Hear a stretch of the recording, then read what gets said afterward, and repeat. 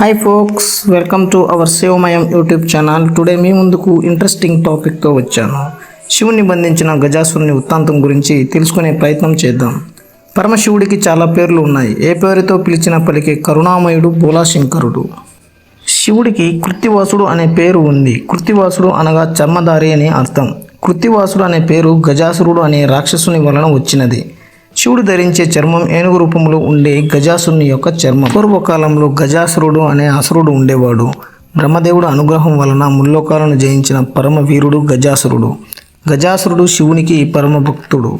శివారాధన లేనిదే అతని రోజు సంపూర్ణమయ్యేది కాదు.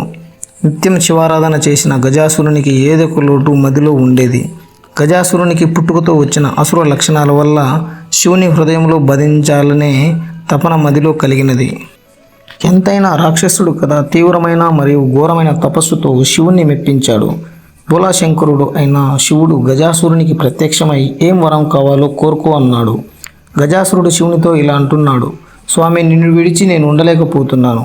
ఈ భక్తుని కరుణించి ఇకపై నా శరీరంలో అనగా హృదయంలో ఉండిపో అన్నాడు. భక్త వస్తువులైన శివుడు తదాస్తు అనే గజాసురుని గర్భంలో నిలిచిపోయాడు. శివుడు లేని ముల్లోకాలు అతలాకుతలం అయినాయి. ఆయన గురించి వెతికిన ప్రమదగణాలు, దేవతలు అలసిపోయారు. చిట్ట చివరికి పరమేశ్వరుడి జాడను పార్వతీదేవి కనిపెట్టింది. తెలిసిన పార్వతీదేవికి ఏమి చేయాలో అర్థం కాలేదు. గజాసురుడు మిక్కిలి పరాక్రమవంతుడు, శక్తివంతుడు. అతన్ని జయించడం అసాధ్యం. అందులో శివుని తన గుండెలో నిలుపుకున్న గొప్ప శివభక్తుడు.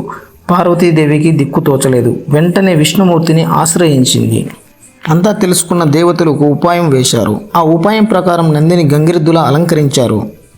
దేవతలందరూ ఒకే మాటతో తల ఒక వాద్యాన్ని పట్టుకొని గంగిరెద్దును ఆడిస్తూ గజాసురుని ఇంటికి చేరుకున్నారు.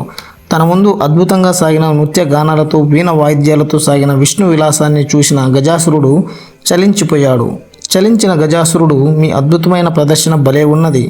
మీ ప్రదర్శనకు బదులుగా ఏమి కావాలో కోరుకోమనగా దేవతలు గజాసురునితో ఇలా అంటున్నారు: గజాసుర, ఈ గంగిరెద్దు సామాన్యమైనది కాదు.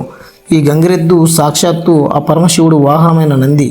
తన స్వామి దూరమైనదని మిక్కిలి కన్నీరు పెడుతూ బాధపడుతున్నది.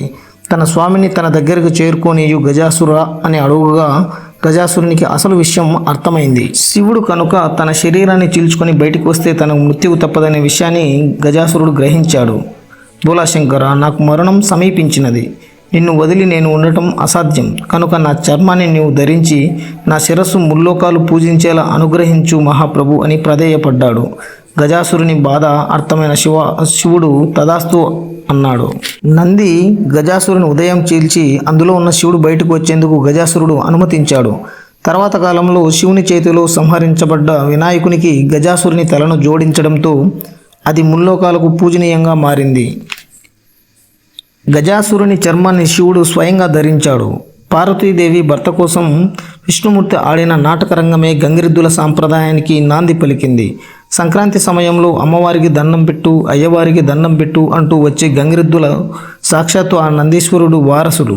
ఇక గజాసురుడి సంహారాన్ని ప్రతిబింబిస్తే తమిళనాడులో వలవూర్ అనే ప్రాంతంలో విరాటేశ్వర ఆలయం ఉన్నది. ఆ దేవాలయంలో శివుడు గజాసుర సంహారమూర్తిగా కనిపిస్తాడు. మరిన్ని వీడియోల కోసం మన యూట్యూబ్ ఛానల్ని సబ్స్క్రైబ్ చేయండి, షేర్ చేయండి, లైక్ చేయండి మరియు మీ అనుభవాలను మాతో పంచుకోండి. జై హింద్.